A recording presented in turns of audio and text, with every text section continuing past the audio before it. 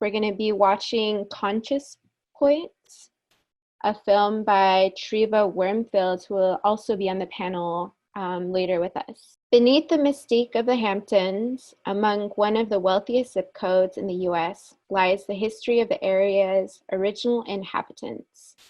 The Shinnecock Indian Nation were edged off their land over the course of hundreds of years, pushed into an impoverished reservation and condemned to watch their sacred burial grounds plowed to make way for mega mansions and marquee attractions like the exclusive Shinnecock Hills Golf Club, 5-time hosts of the US Open. Conscious Point tracks this fractured history alongside the path of one woman determined to make a stand. Shinnecock activist Rebecca Becky Hill, who together with other tribal members and allies has waged a relentless, years-long battle to protect the land and her tribe's cultural heritage from the ravages of development and displacement. Now both the Shinnecock Nation and town residents face a new challenge, the onslaught of elite newcomers who threaten the very place they intend to cherish. And I mentioned that we're going to be having panelists later, so I'm just going to read their bios very quickly. Treva Wormfield's feature directorial debut, Shepherd in Dark, about playwright Sam Shepard, made its world premiere at the Toronto International Film Festival in 2012 and won top awards at the Woodstock International Film Festival, the Cleveland International Film Festival, and the Florida Film Festival. That year, Wormfield was included in Filmmaker Magazine's 25 New Faces of Independent Film. Shepherd and Dark was an official selection at the Cannes Film Festival, and Wormfield was nominated for the Camera d'Or Prize. Shepherd and Dark was released by Music Box Films in the fall of 2013. Previously, Wormfield shot and produced for the Emmy Award-winning A&E series Intervention and wrote and directed the short film Oyster in 2007.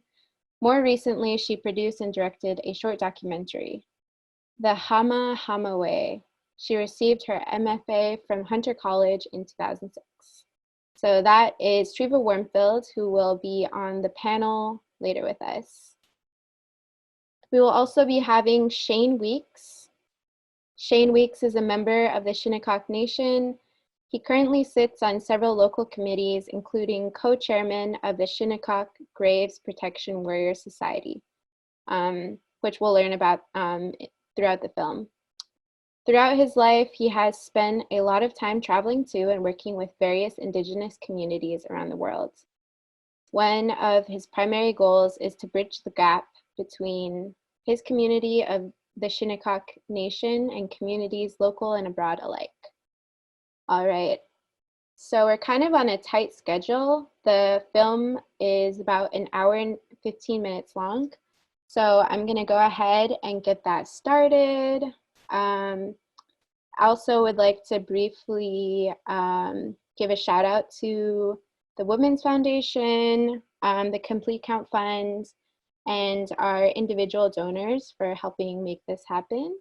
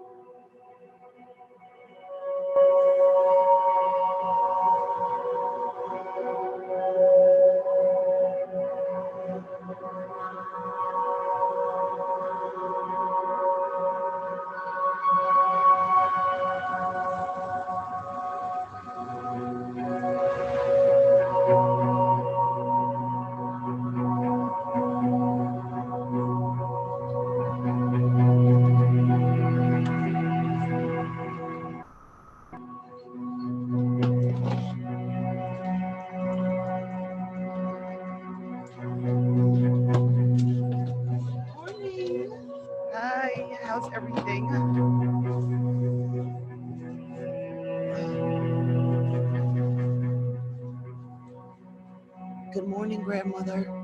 So we're ready to get ready? Okay. Good morning, Poopsie, honey, wash day, my baby. Henry, hurry. Okay, 1 second, he'll be right here.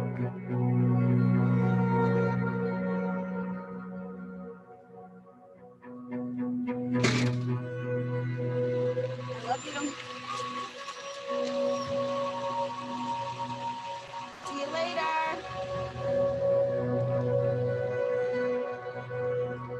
Shinnecock Nation is a small tribe. On the reservation, 500 people or so. And we're surrounded by the wealthy folks who are living on our land.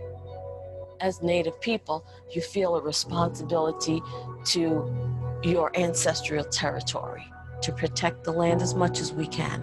It's nearly impossible in this day and age, but we're still going to do the best we can.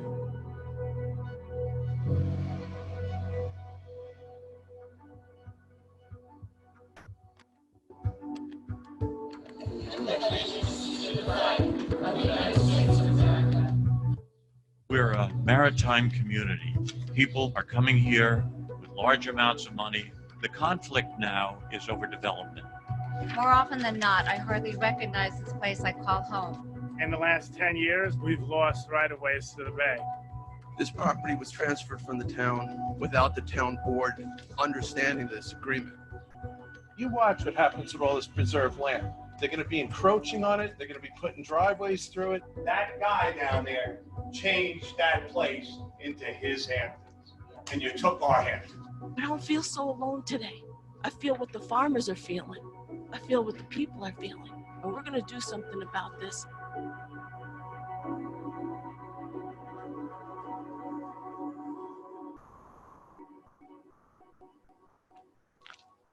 Oh my gosh, it's so beautiful today. Oh, little blue jay. No, that's a woodpecker. What is that? These are mostly clamshells. We are at Conscience Point. This is where our Shinnecock ancestors met the first Europeans, pilgrims. Some people say, you know, well, my family's been here for 4, 5, 6 generations. Well, we've been here 400 generations plus.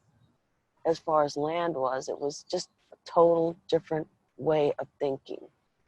Like to own your land, we're just caretakers.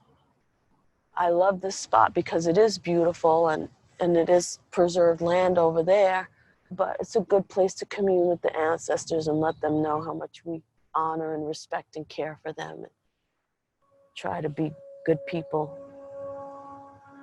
and think about them.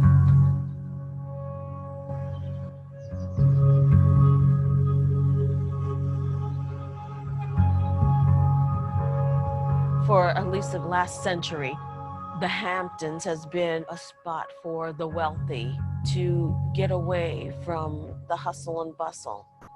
They can drive their limousines right past this indigenous community and not even know that we exist. We're a small community.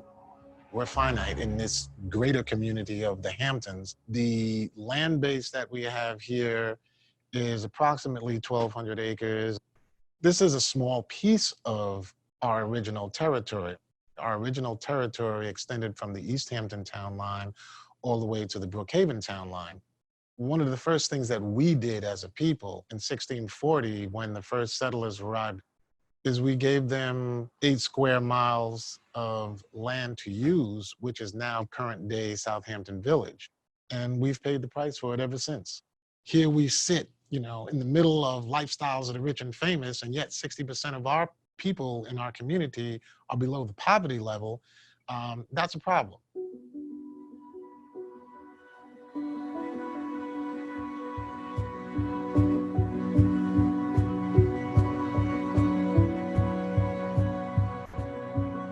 You know, Modell's shopping stores.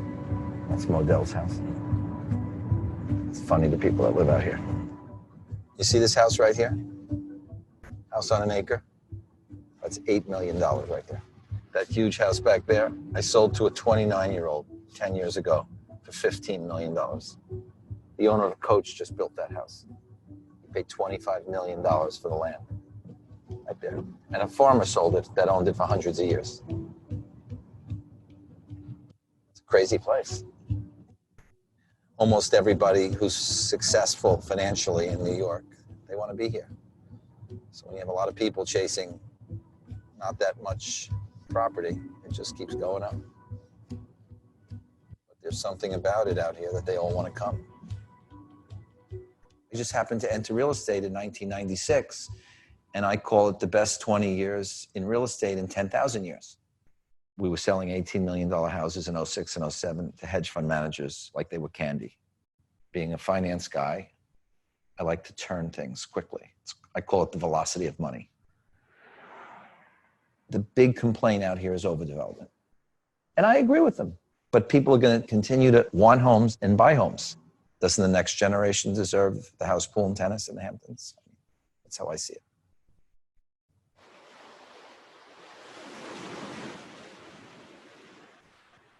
This is a very unique area.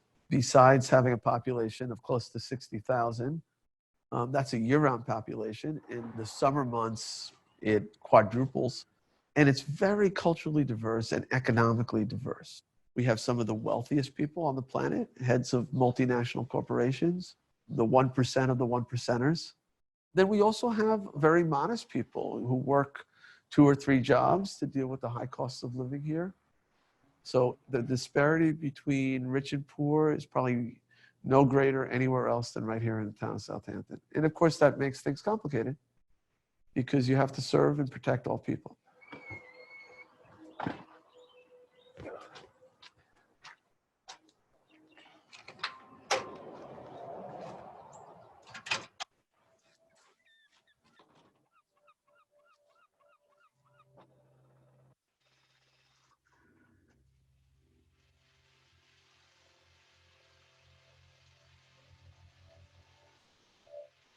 My family's been out here since the early 1700s. I grew up in a farming fishing community. You know, still a gorgeous place, don't get me wrong, but it's pretty much been bought up.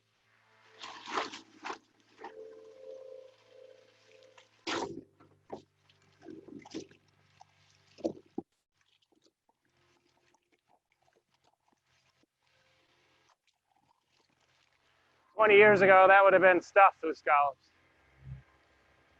for weeks. It's called spudnik grass. It's kind of the only thing that every scallop larvae has to hide in these days.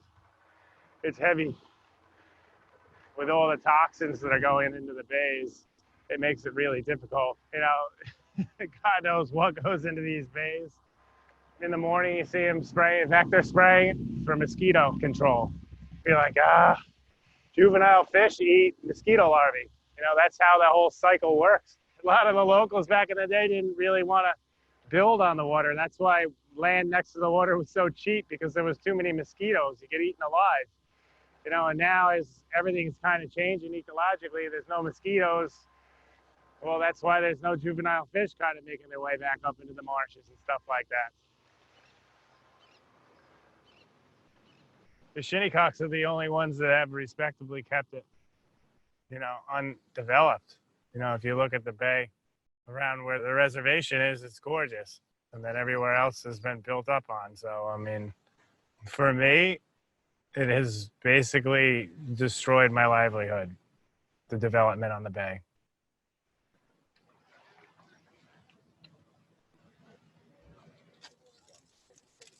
All right, see you guys later.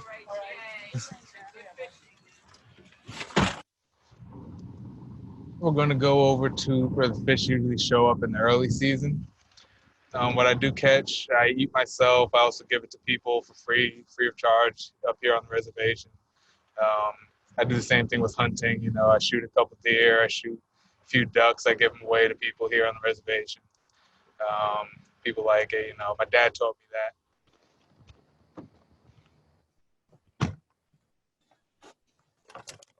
One of our traditional ways at the end of a prayer or at the end of a ceremony, we say "Wamen Atampiog." which means all of my relations. And when you're saying all of my relations, you're acknowledging the connection, not just between your immediate family, but you're acknowledging the connection you have to everything, all of creation, and that what you do with one thing affects the other thing. There's actually different kinds of fish than there were when I was a kid. And I was out there right in front of Calvin Klein's house, actually, and I pulled up a sand shark, and the boat right next to me pulled up a sand shark, too. And he was like, I've never seen a sand shark in Hetty Creek. I was like, me either. Yeah. Our reservation's a peninsula, and on the east side is Hetty Creek, and half of Hetty Creek, and just in 2015, got shut down for shellfish. And that's just because of runoff from all the houses, the golf course, things like that. For the most part, what you see in all of the Hamptons are assets. You know, they don't actually really live there for the most part. In the summertime, they come out here to vacation, but for the most part, they're assets. If they were there year-round, there'd be a lot more pollution that is detrimental to our health here and economy on Shinnecock. You know, so our biggest thing is that we have to continue to protect our front line.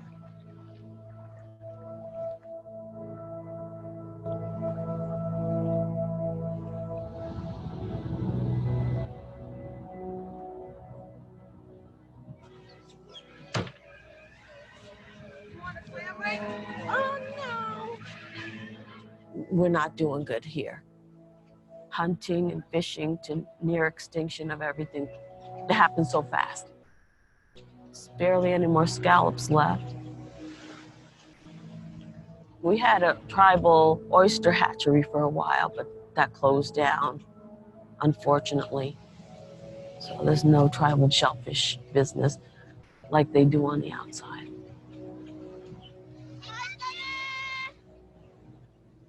We're just back to sustenance living. You know, go out, get some clams, some mussels, scallops for our own supper. Fish to eat, you know, for the week or so.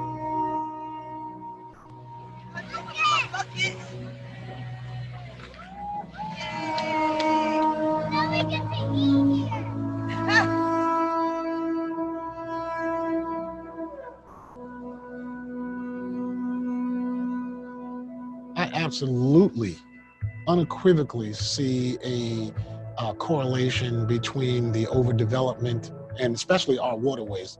We are people of the shore. Our livelihood over the course of time has been derived from the waters. We as whalers basically established the economy out here in selling whale oil for the street lamps and things like that. We have to live here together. And it's not getting any better, it's getting worse.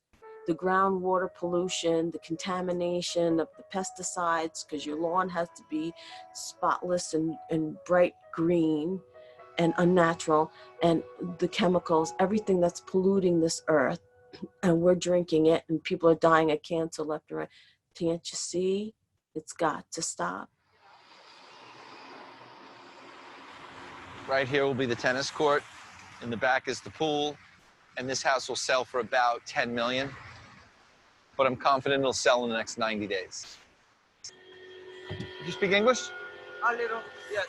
I need that shut off for 5 minutes. Oh, okay. While we do something. Thanks, bud. As you see, it's like so wide open. This has changed with our clients who are now in their 30s and 40s, and they want more modern and very open. So people pay for that. And there's no woods. People don't really love the woods. They want openness. But, you know, you'll drive up the street and you'll see 4 of my houses in a farm field. And that gets people crazy. So how do I defend myself against that? You know, I didn't buy the farm and cut it up and sell it. You know, the farmer did. Bronze fennel, looks like forage in there. These are all perennial herbs. Cardoon over there, edible violas, nasturtiums. We do a lot of edible flowers. People discovered kale. Now we have about 6 or 8 different types of kale. Yeah, this is some real work in the farm, as you can tell. As the landscape has changed, we've had to evolve, and it's constant. Nettles, $12.99 a pound. The family farm has been here since the 1600s, and we are the 11th generation.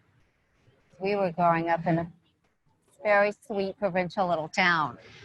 And there was so much land. I mean, it's really amazing what's happened in a short amount of time with the waters being polluted and the overbuilding. You know, even in the past 10, 15 years, a lot of the acreage that we used to rent from family members, now that's all gone and developed.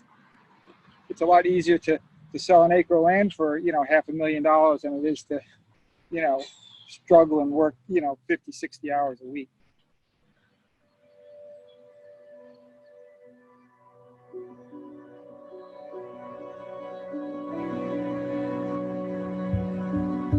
Since 1640, there were all these different disputes about land, people challenging whether their land was theirs, whether they had the right to graze there.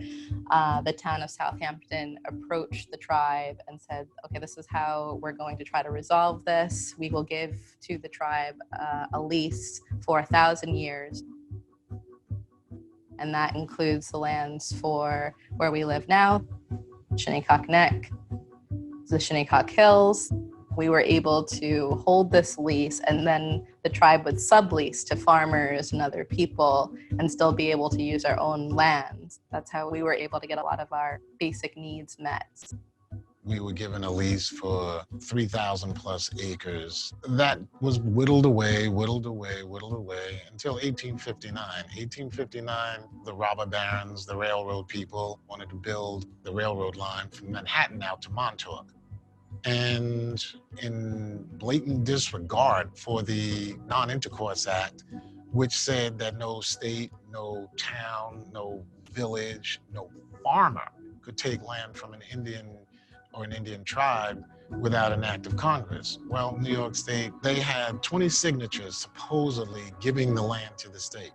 Well, 10 of those signatures were people that were dead. They had gone and got names off of headstones. The other 10 were not Shinnecock.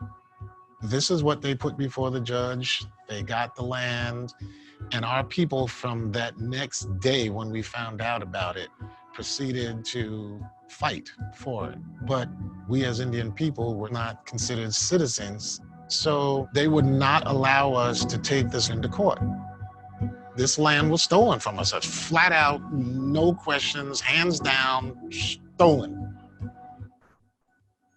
Now what sits on the acreage is some of the most prestigious golf courses in the world. You have a national golf course, you have a brand new one, Sabonic Golf Course. You have Shinnecock Hills, which will be hosting the US Open. And you have a multitude of multi-million-dollar homes that sit in what was once our sacred Shinnecock Hills.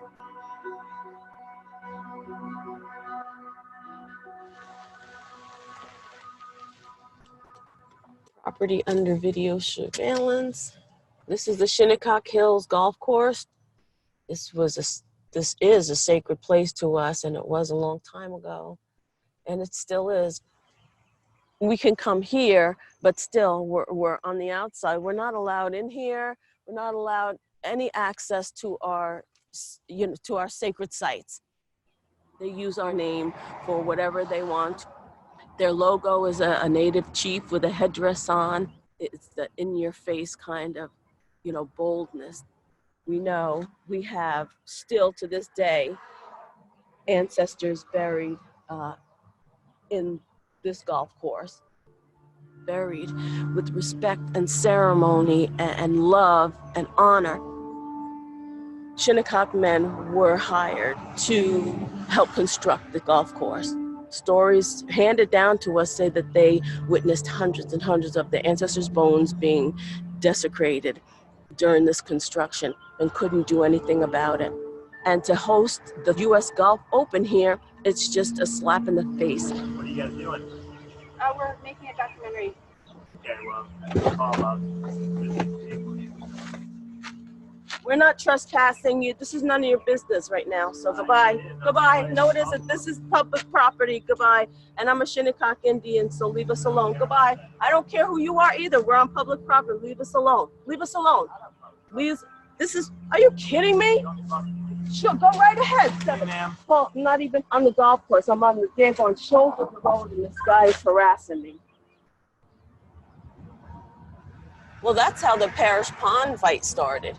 You know, we were on the shoulder of the road having our peaceful protest, and the New York State Police showed up with a chip on their shoulder.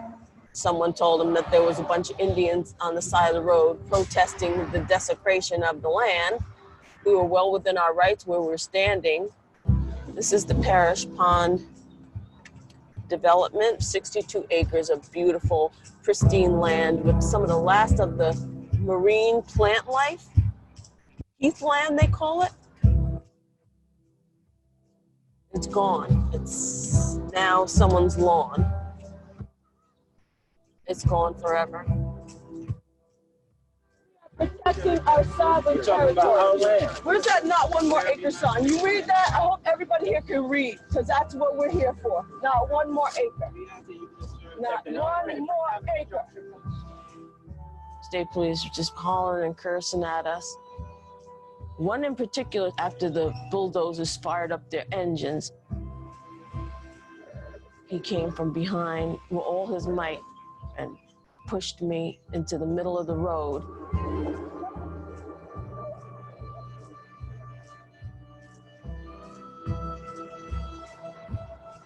We know that bones were dug up here and construction workers were instructed to put them in the dumpster. When we ride through the Shinnecock Hills, you know, and you see what we consider the destruction of our land, you know, you hear about the Sioux and their famed, you know, Black Hills. Our Shinnecock Hills here held the same meaning, the same historic value that any of these other tribes around the country have held with their land. We've had several digs up in the hills there that have traced our lineage in this area back over 10,000 years. Our ancestors would bury people on the hilltops. The villages that we would live on would be on the east side where the sun rises, and then the burials would be all facing west. And so the sunset can bring them into the spirit world.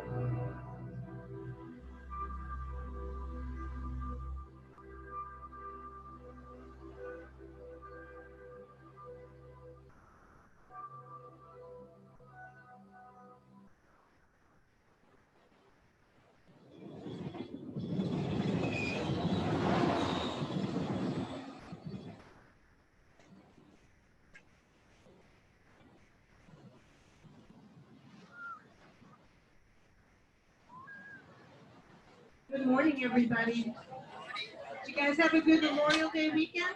Ruthie and I, we have a special guest here with us today. Our town supervisor, Jay Schneiderman, is here.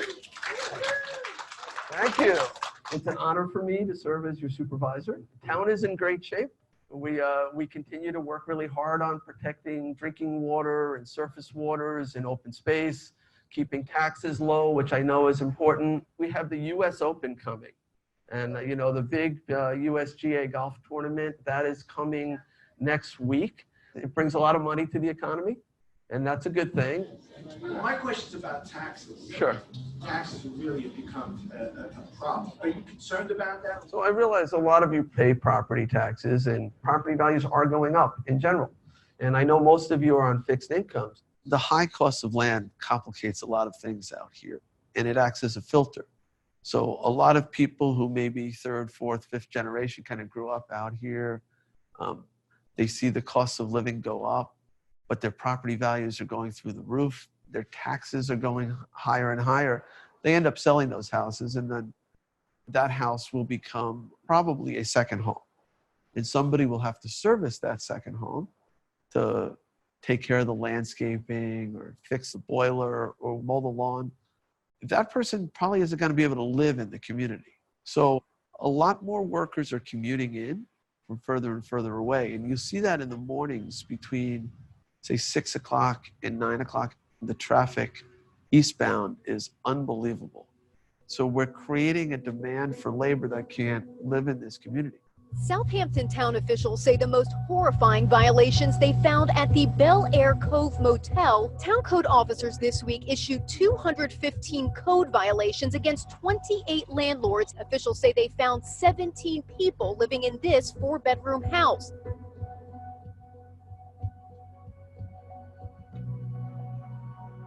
A lot of people are struggling. If a 3-bedroom house costs you, I don't know, $3,000 a month, and you're only making, $15 an hour, and they're only letting you work 25 hours a week because they don't want to, give you insurance. We have people that don't have places to live, that are sleeping out in the woods or making little shacks for themselves to live because they're poor and they're homeless. People hear that. They're like, oh, you're in the Hamptons. What are you talking about? Are you kidding me? You're in the Hamptons. It's a kind of classic town gown in the Hamptons. The professional middle class is so far from the elite, and there's such an antagonism towards the elite. You could feel that on a visceral level. On the other hand, the whole economy is based on this elite. And so it's really hard not to kind of continue to market and cater to this elite at the same time that you resent them. I think the Hamptons represents a historical microcosm of the class struggle here in the United States and in many cases around the world, because it begins when Native Americans who had lived here on the land have that land taken away from them. And the only thing left is really for them to become the initial working class here in the Hamptons. Did you have fun on the playground? Did you go to the playground or to the beach? To the park. Okay. One child sleeps on that couch, 2 sleep on this couch, I sleep on that bed. And when another grandson comes over, he sleeps like right here. He'll put the pillows down and sleep here. And then Nasha and her daughter sleep in one bedroom, and my mother sleeps in that bedroom. So we have to take care of each other. The housing situation doesn't get any better around here. And I mean, the oppression runs deep.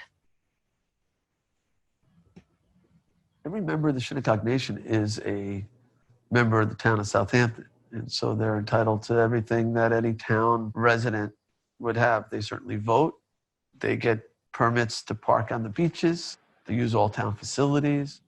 There are tremendous things that members of the nation can take advantage of without paying any property taxes. But we do, have high-value properties that pay high taxes, that provide services, youth services, transportation services, park services, roads. The Shinnecock Nation, they benefit from all those things. The same things that I can take advantage of, and I pay property taxes. We're obviously in very strong fiscal position. We're improving our roads. We're fixing drainage problems. We're addressing infrastructure. We're improving our parks that everybody enjoys. What happens when you do that? People want to live in a community like that. What we've done is tremendous for the town. 400 homes we've built, and the average tax bill's got to be $30,000 on my homes. It's really helped keep up with the ever-growing budget. The town needs the development to keep going. They'll never say that, but what would they do without it?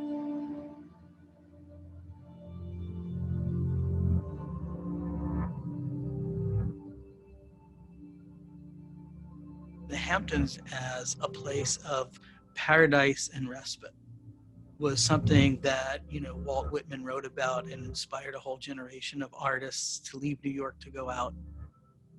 It became a place that symbolized nature. It symbolized this authenticity. As the bohemian, pioneers do in all forms of gentrification, the artists brought out the very rich people who saw this place for its natural beauty, but also as a place that they could put their mark on it. Very wealthy people from New York City went out and built these huge summer cottages, and it became kind of the place for the rich and famous to go. On the one hand, celebrating its naturalness, but also bringing in electric lights and bringing in the golf clubs and bringing in all the different trappings of their New York high society.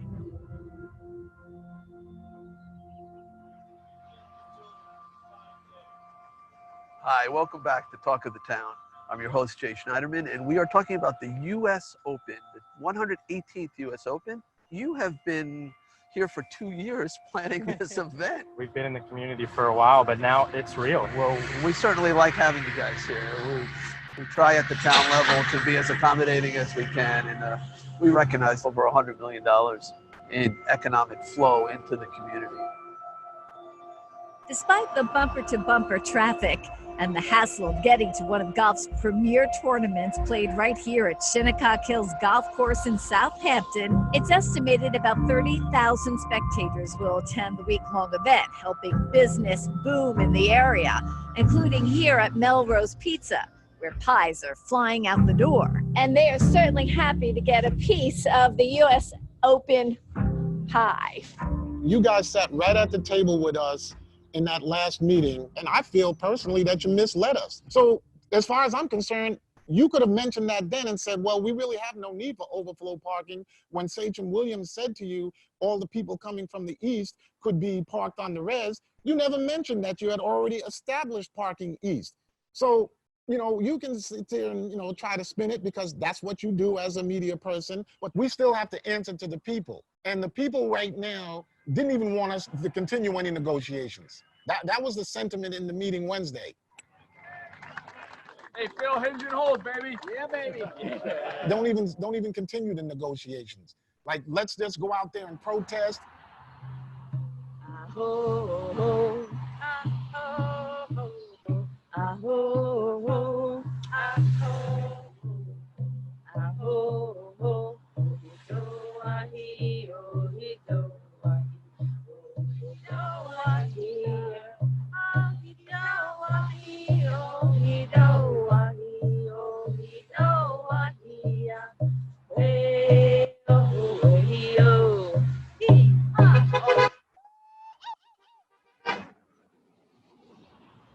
Hi, Rebecca. we'll be here calling from at least like 8 to 5 every day. Yeah. He said if we need anything, just let him know. Oh, we need our land back. You know, they're sitting on one of the most valuable pieces of land in the country.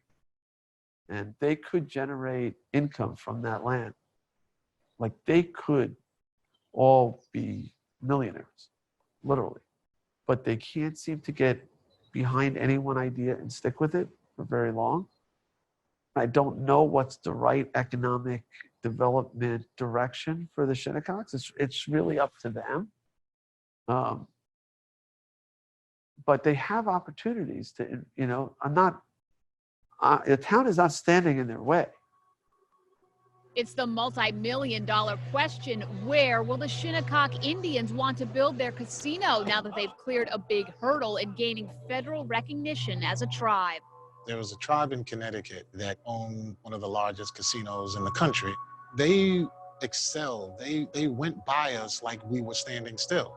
And in terms of creating economic development, when we started the gaming, there was a lot of hope in our community.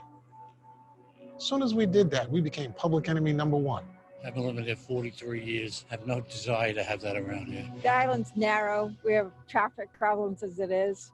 Certainly, revenues from a casino can be quite high, but the community does not want to see a gambling facility out on the East End. A lot of people had concerns about the traffic and the problems that are sometimes associated with gaming. It's going to cause traffic. Have you been out there on 27 lately to understand the traffic out there? We didn't create that. You did. We were going to start a small facility. We weren't going to go into the big billion-dollar facilities or anything like that. We went through that whole year, and it was really a nightmare. The developer backed away. The whole thing just fell apart. Literally, it fell apart. You know, while we were good neighbors, everything was okay. You know, as long as you Indians stay up on the reservation and in your place, you know, we're fine having you here. I'm not really sure what else the town can do for members of the nation, but I think that they can improve their economic situation in a lot of ways. And I'd love to work with the tribal council, moving an idea forward as long as it's one that is really supports the community. It's not going to be a problem for the community. The Hamptons itself has become a brand. It's become a commodity. And one of the things that's buttressed the image of the Hamptons as the land of the rich and famous is the marketing to the rich and famous. That makes it even harder for people who are struggling. that makes it even harder for the people who are in the back room doing the dishes, or the people who are serving and being ignored, or the people who are cleaning the streets, or the people who are in places like the Shinnecock Reservation, where you essentially have whatever cultural capital having quote unquote real Indians gives to a location, but without any knowledge of the history, struggle, and what those different locations actually mean.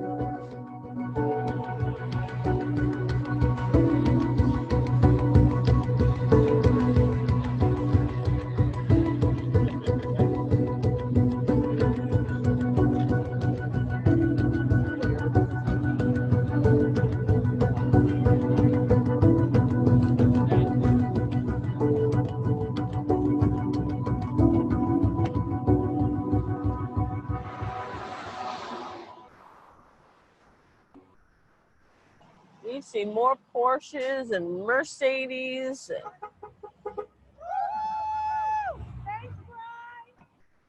Hi, how you doing? All right, and you? So I saw the signs and I wanted to see what was going on. So there are remains that are just. Our ancestors were still buried there. What do you think should be done for them to right or wrong? What do you think? Really? Give us our land back. Yeah, you want the whole horse back. It would be nice if we got our That would whole be nice. I don't think that actually. They can start with the reconstruction of the graves so that they don't play golf on the graves of our ancestors. And it needs the acknowledgement to Shinnecock, the people, not Shinnecock, the golf course. No, I know. I was really curious because I know there's millions and millions of dollars being made. Like, how can you write, or how would you want the right to, the wrong to be? I just told you. Yeah, to get back the land. Right. So why is it fair to continue on committing this crime of stolen property? Just because you stole it 100 and so years ago doesn't mean the crime goes away.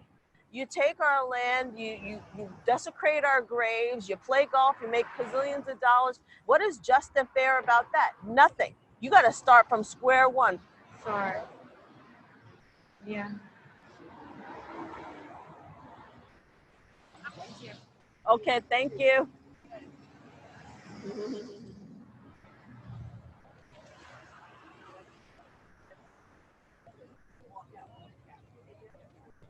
You have the logo on your shirt. Yeah, that's the real logo, not that fake Shinnecock Open logo. My grandmother was one of the matriarchs of our community. She was born in 1889. I think one of the things that she instilled in us, I had two uncles. They caddied. They used to caddy right over here at Shinnecock Hills. And every day that we rode on that golf course, she would say to us, "Little man, this is your land. This is our land.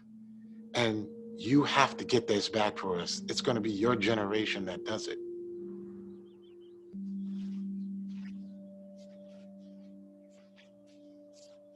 We started this battle, this fight for recognition and land. In the last 15 years, we finally had enough funding to really fight it in court. So it was 2005 that we first officially filed our land claim. They're claiming laches. And what laches says that, well, you waited too long. You didn't fight for it. And we're like, are you kidding? And the equitable doctrine of laches. You can't disrupt the expectation of current landowners. And because the Court of Appeals just dismissed our claims, we weren't able to delve into the facts of the case. So I put together a petition for a writ of certiorari to the Supreme Court for our land claim.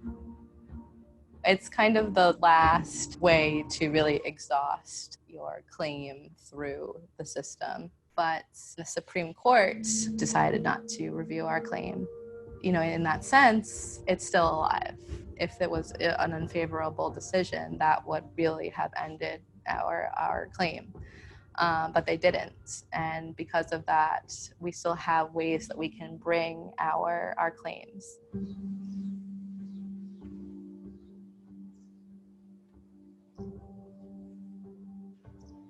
We have a saying, have to preserve our way of life for the next 7 generations. What that means is that we have to understand who we are. We have to understand our history. We have to be able to tell that to our children. There was a famous quote, "To save the man, you must kill the Indian." Meaning, not literally kill the person, but you have to kill the Indian spirit inside of them. You have to kill their way of life and turn them into a civilized person. It was actually illegal in the United States and Canada for Native Americans to practice our cultures, for us to hold ceremonies, for us to wear our traditional regalia. They would say that we couldn't have been worshiping God because we weren't Christian, so we must have been worshiping the devil. We were forced to assimilate to the colonized world due to what I call institutionalized colonialism. A lot of our culture was lost. A lot of our history was lost. There used to be a stockade downtown, and our people used to be put in that stockade if we were caught speaking our language.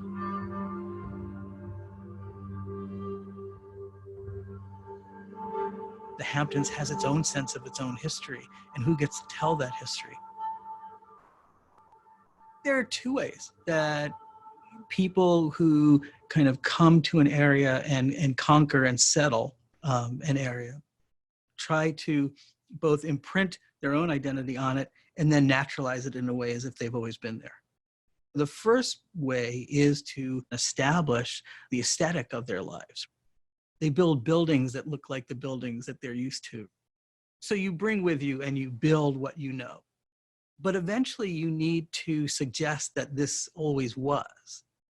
You start to look at the history and who gets to tell the history. And where do you start your history? You start to look at how things are named. You start to create a kind of historical sense that this has always been your place. You are of this place. And so if we're really going to have an accurate picture of history, you know, whose voices aren't being portrayed in this and what do they add to the story?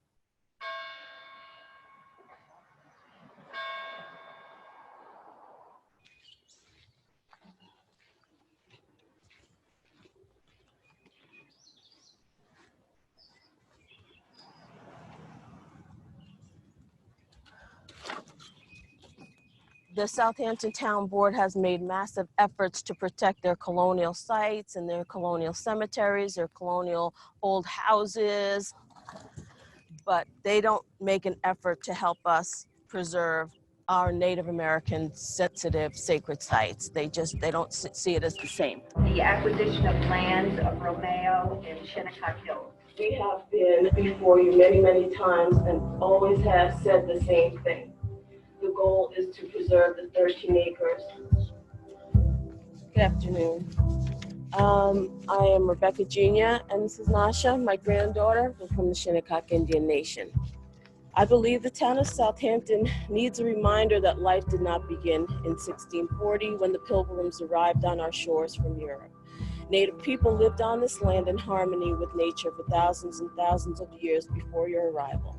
Public hearing number 5, to consider the acquisition of lands of Parish Pond. The source of funding would be the Community Preservation Fund.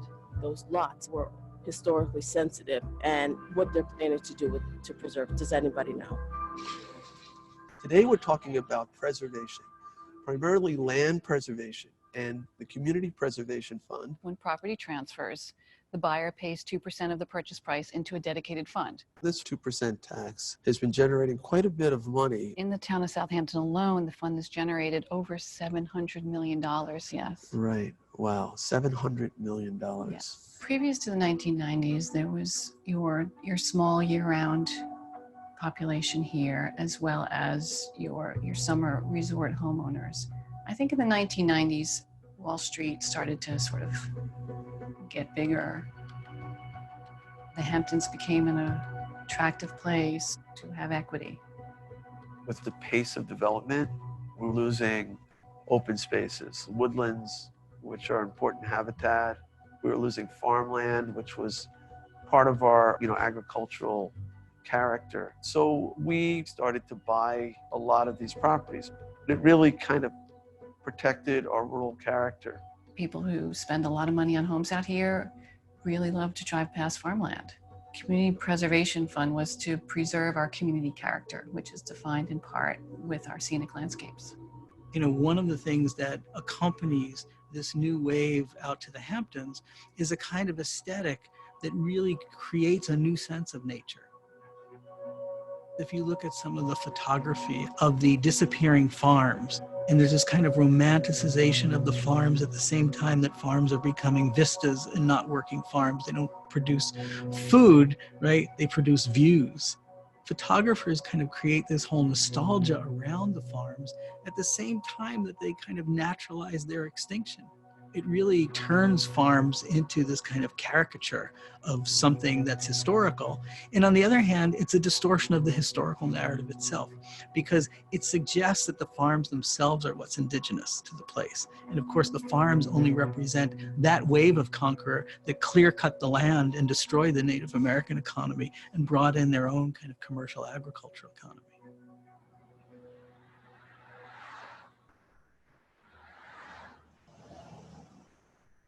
Shinnecocks do alert me to properties that they think are important.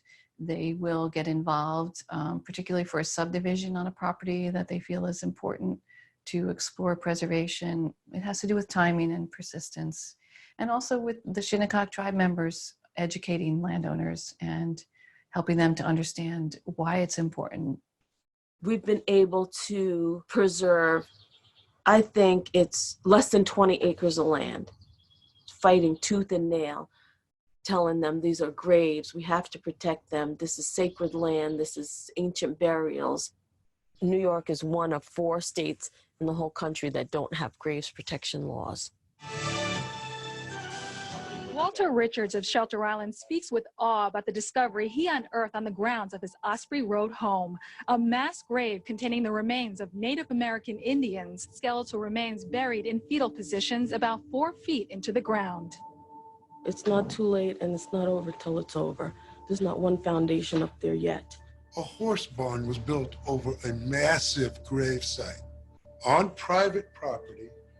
Despite the good intentions and the goodwill of individuals and town people, they went ahead and built it. If you have a known grave site, you have a known, it's on county land or public land, there are laws, there are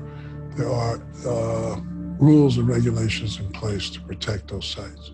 But if they're on private land, then it's a different story. Everybody watches Discovery Channel. We thought this was something that, was going to be really neat and be able to uncover. We had a really good time uncovering it and looking at everything and studying it. It was really exciting. We thought it would be in the best interest of the remains to be encased within the 4 walls of our structure and basically preserved forever, which when you get into the whole, that's when things went awry, because we didn't know that their belief system was not similar to our belief system, where we bury people in concrete vaults all the time. Don't imagine how we feel. Imagine how you would feel if it were you. Shelter Island prompted us to start writing legislation. When these issues were brought to our attention, we addressed them like a fire drill. Seeing that, the Shinnecocks have proposed that there be a systematized approach to this, namely a Colonial and Native Americans Graves Preservation Act. This draft has been with the Southampton Town Board probably since 2003. Archaeologists have helped over the past 13 years or so. Every time we go to the Southampton Town Board, okay, well, here's another draft. We'll have to run it by the attorney. We're probably on our 4th town supervisor. George. I think the real experts on this are sitting in front of you, the Shinnecocks. Of course. What you said to us and the follow-up phone calls is that it's in the attorney's hands. What has your attorney come up with in 4.5 years of reviewing this draft of graves protection? There is a working draft, but it's been through at least 3 different attorneys. We've been through many supervisors, many different board members, many different town attorneys, and everybody has the same story. Well, we're looking into it and we'll you know, pass it by the attorneys. The people that buy the property don't know the property. They only see the value. I don't blame them for that. That's all we show them. Southampton Town needs to say, there's graves. If you find one, you're moving your house. Okay, but I want to get you there legally, okay? And we've talked about this, and I know it's all cumbersome and complicated, and I'm asking my town attorney to please pay attention so that you can move it through the town attorney's office. It's only complicated because you've never done it before. It's not complicated. This is very simple. If you want it done, you do it. And anyone who buys property here, that is part of the gamble they take when they buy a piece of property in the town of Southampton. And it can be done at your next meeting. Well, if it's that simple, we will try it, but I'm telling you, I don't think it's that simple. Now, on private property, there's a law that you can't bury a person. I don't see how it's so hard to have a law that says that you can't dig up a person. Yeah. Some things are as simple as that, they really are. We're not going to settle for this each and every single time a grave is unearthed. So within a month, we're going to regroup. We're going to give our town attorney some time. We will get back to you. And Becky, you're our main point person for heading up the task force.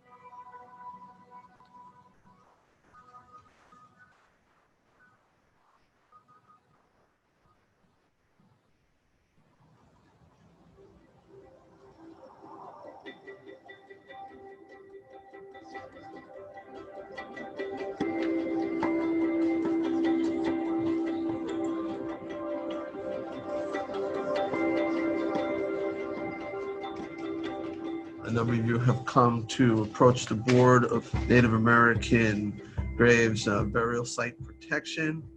If we all could just, we're on our fourth supervisor since 2003, and we have not really gotten too much anywhere. You're saying the owner's rights are over yours, is that presently? And you're looking. Yes, over the rights of the desecration of the grave. Do we have a committee for relationships between the Shinnecock Nation and the town? No.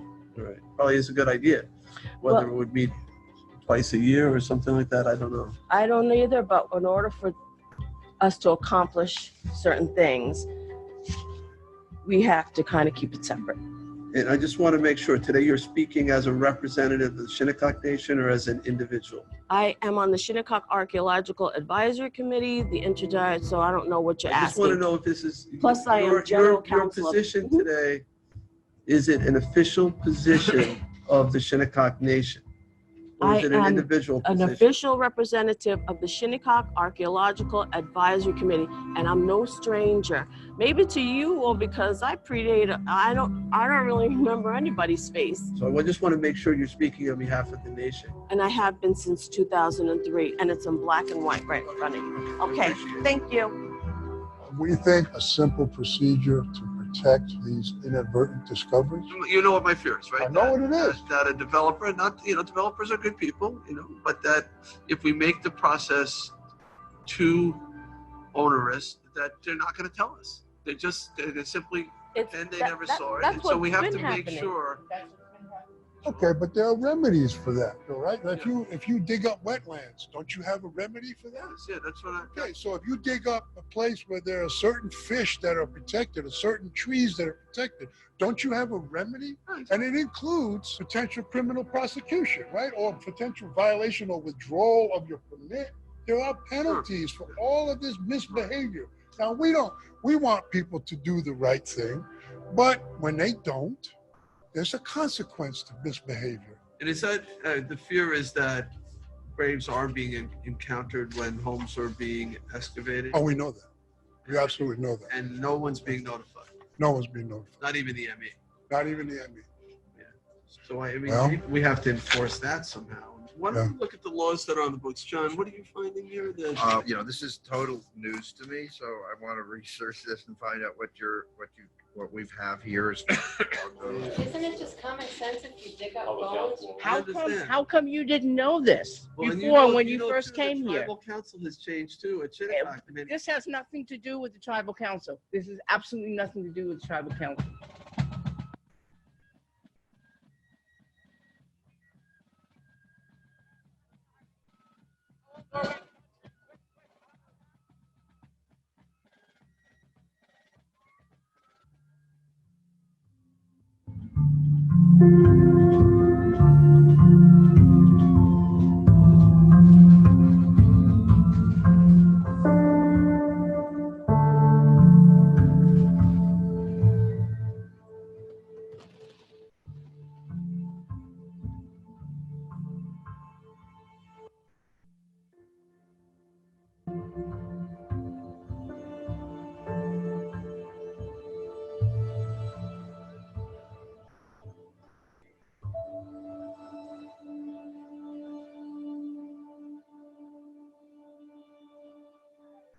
Paige, can you go hand me her belt, please? Give me 5, give me 10. There we go. Turn this way, let me Check see. you out. You coming back for more? Chief Little Fox, you're in the same space. Okay. Hi.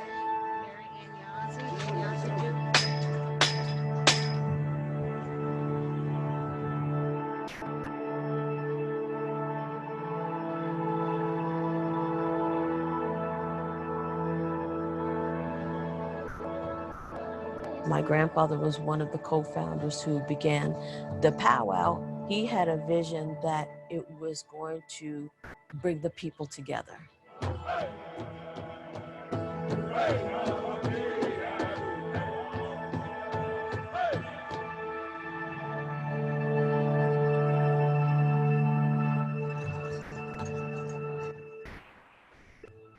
From Nassau County to Suffolk, where a grim discovery happened in the Hamptons. Human remains found at a construction site in Shinnecock Hills. Now, the remains were taken to the office of the Suffolk County Medical Examiner. He became very defensive when we saw officers going in there with shovels and sifters. That was very offensive. Yeah, they were treating it like a crime. They were treating it like a crime scene.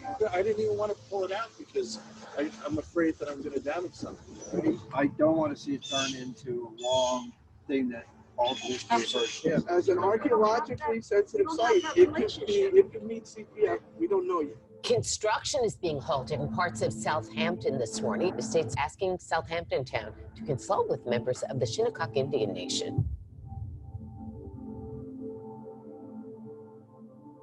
It's very hard to see what the profile is because it's all different because it's all been disturbed. So things are falling down on top of each other. I can't get a good look at what the soil even looks like. Charcoal down there falling out of the wall. Yeah, it looks like it's Could charcoal. have something to do with the burial. Looks like it. You Looks could like. probably date do carbon 14 on the charcoal. Typically, you find fresh water, so It's right here. It's right there. Shinnecock Bay was fresh Right water there. until the hurricane. Members of the Shinnecock tribe in Southampton are fighting to protect the graves of their ancestors. Rebecca Genia tells me she believes the remains are likely 3 centuries old. The Suffolk County homicide kept telling us we have to make sure it's not an MS-13 murder. So it was kind of like almost insulting from day one.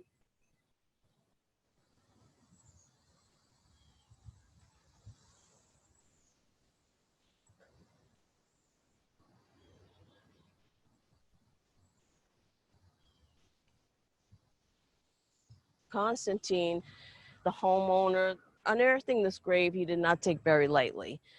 And he comes from a country where there's war-torn, mass burials. So he was very sensitive to this site. We asked the Community Preservation Fund to possibly make the offer so we can put it back as much as a natural state as we possibly can, you know, after all of this destruction.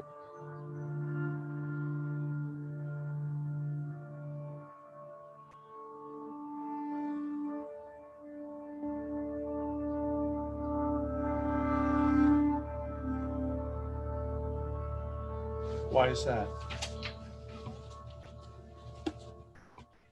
You guys promised that you were going to take care of this, and now you're canceling the meeting. You know, he's in a bad position. Now he's having problems with his lender because his lender saw this in the paper. So, you know, now they could call the loan on him because he hasn't started. He stopped. You know, I don't know what to do at this point. All right, bye. The day you were there, you heard everything you needed to hear when they said, what do you want us to buy every piece that had bones on it? I mean, you heard. That's where we should have known in the beginning where that was going. Call Becky. I need their blessing to stop. Hey, how are you? They canceled the meeting. They don't want to get in a battle right now because they know the powwow's going on. And what they're going to do is they'll say there's not enough money or didn't praise high enough, and they're going to try to throw it as Constantine, the bad builder. Meanwhile, he's willing to sell for exactly what he has into it. I mean, it's probably $500,000, you know, and they've spent billions almost in that fund. I can feel it slipping already. I will just take excavator there tomorrow, and if it's nothing result, then we'll stop.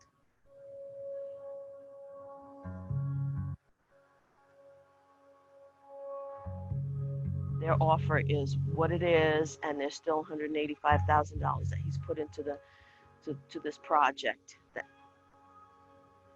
Yes, that's the amount he's short. You know, we're trying to do this. I need support from everybody to call him and say, look, we are going to raise this money. We're going to do this. Constantine wants to come back Tuesday and finish his project. The worst case scenario, let's say he's allowed to come back in here, and he said, okay. Okay. I can watch. The problem with monitoring is the backhoe gets to it before you can see it. Yeah. So even if you say stop, which they stop, things are already disturbed. Right.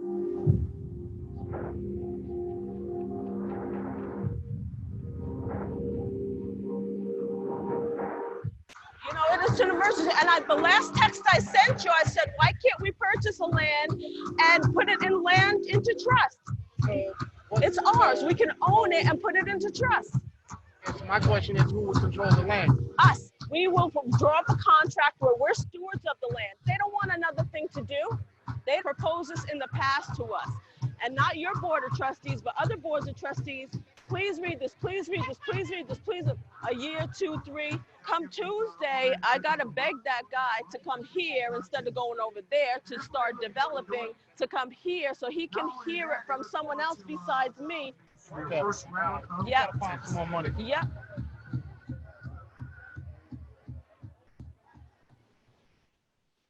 We're trying to get the man all the money. He needs all of his money back, and he deserves to have all of his money back. And that should be no question, but it's always got to be the Native people who stand up and begin something good.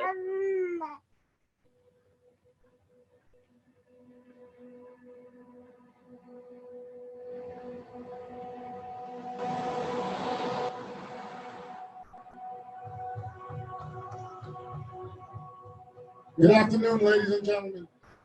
Once again, thank you all for coming to our lands here at Shinnecock. Ladies and gentlemen, we have a situation going on right down the road from here. There is a piece of land that the remains of one of our ancestors was found. The leadership of the Shinnecock Indian Nation feels very strongly that this piece of land should be returned to the tribe. We call upon you to stand with us. I'll have relatives going around passing out flyers with that information to see how you can contribute. Members of our Historic Preservation and Repatriations Committee has been trying to get them to put legislation and policy in place for incidents just like this and what transpired. So they're aware of the long history of us going at it with them. And so for me, it's really about sticking to your word.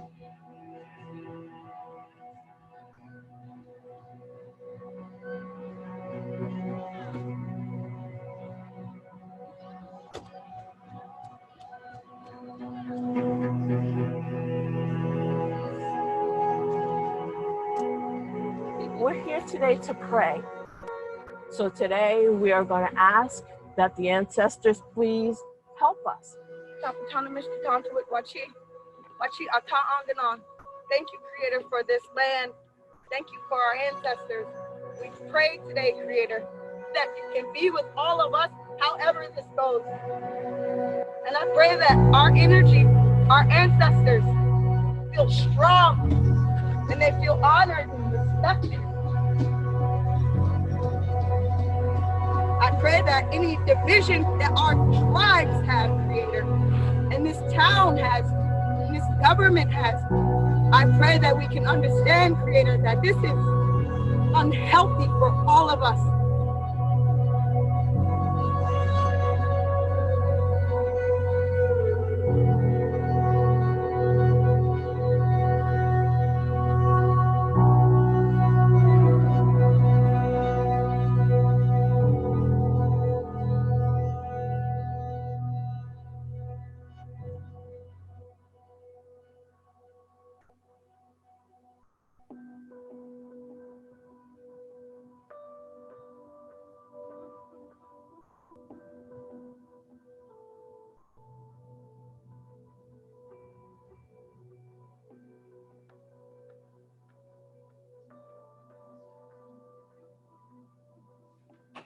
Suffolk County Tax Map number 900-232 to Lot 35.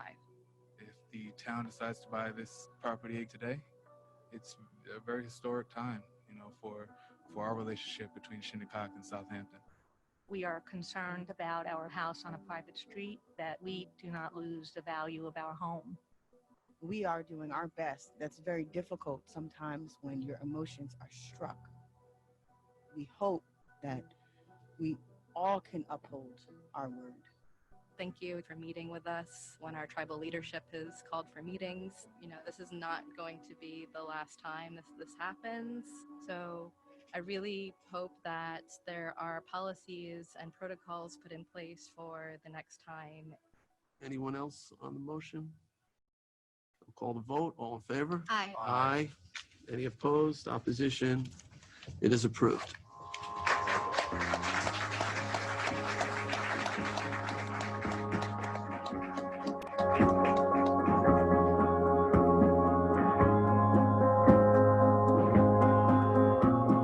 So clearly a win. More to come. More to come. We will acquire this property. It will be protected. And it's not going to stop here. So I felt a sense of like we had almost turned a corner, that this was part of a healing process. No more accidental unearthing. There's no such thing. I do a jig, but my legs hurt. Our goal is to purchase every single vacant lot in the hills and protect for all time. Okay. I'd like to listen hours. We'll be at the fire. When people realize you take care of your ancestors, you take care of the earth, good things will happen. That's what I believe with my heart and soul.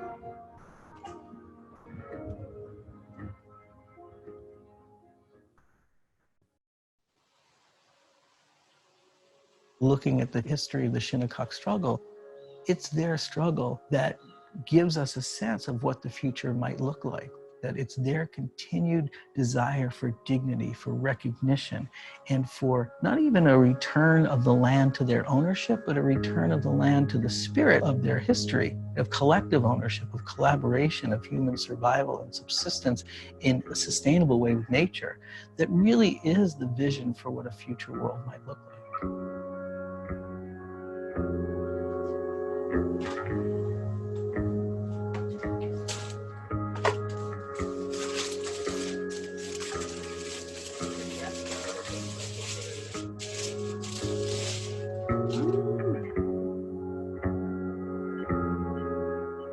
My name is Rebecca Genia. I'm calling from the Shinnecock Reservation.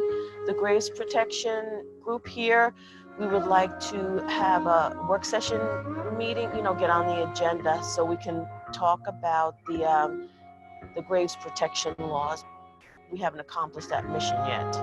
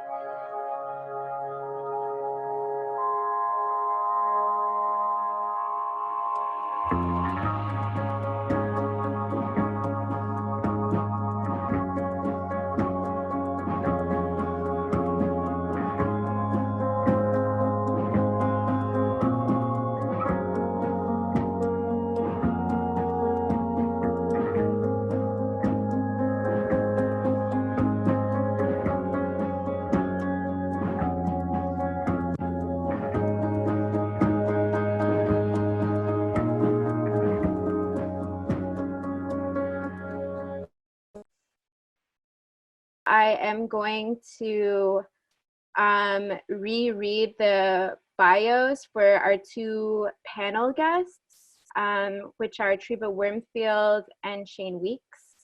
So I'll go ahead and do that right now.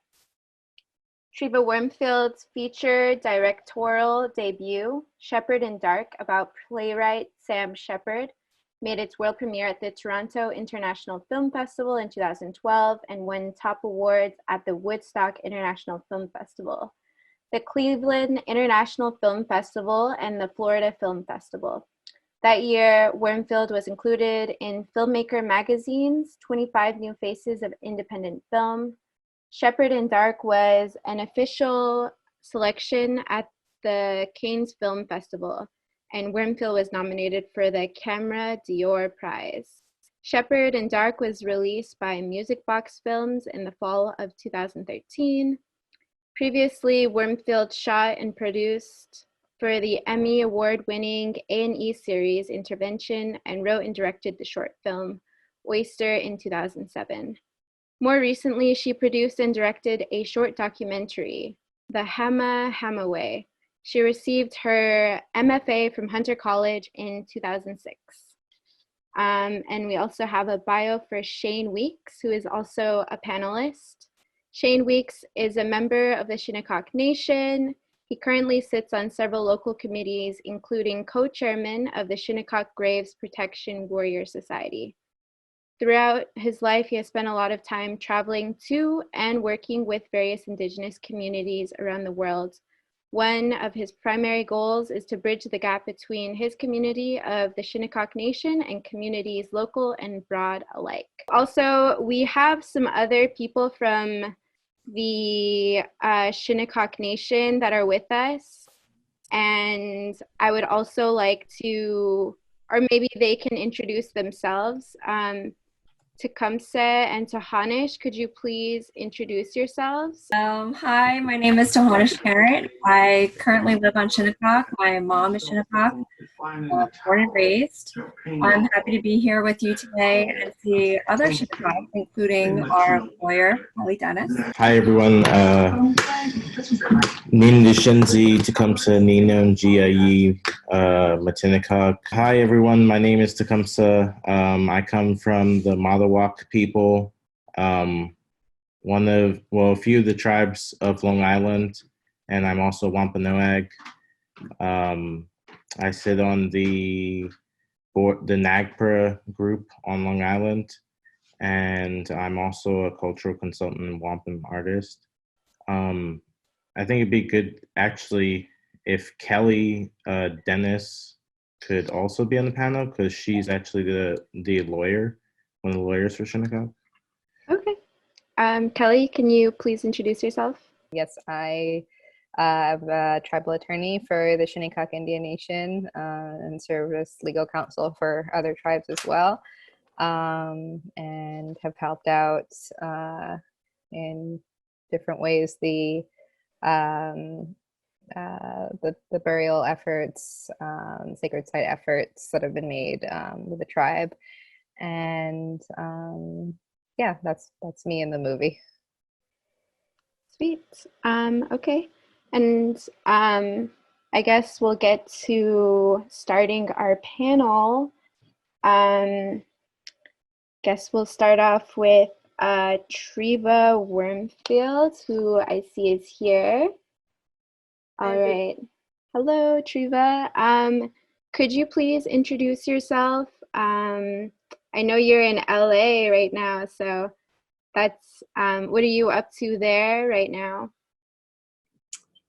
Well, like many people in the United States and around the world, I'm in quarantine with my family and doing a lot of homeschooling and ordering food online at the moment. But yeah, thanks for having me. It's great to be a part of this, and I logged on and got to see the tail end of the film again. It's been a month or two since I've actually watched the film, so it was nice to get back into it.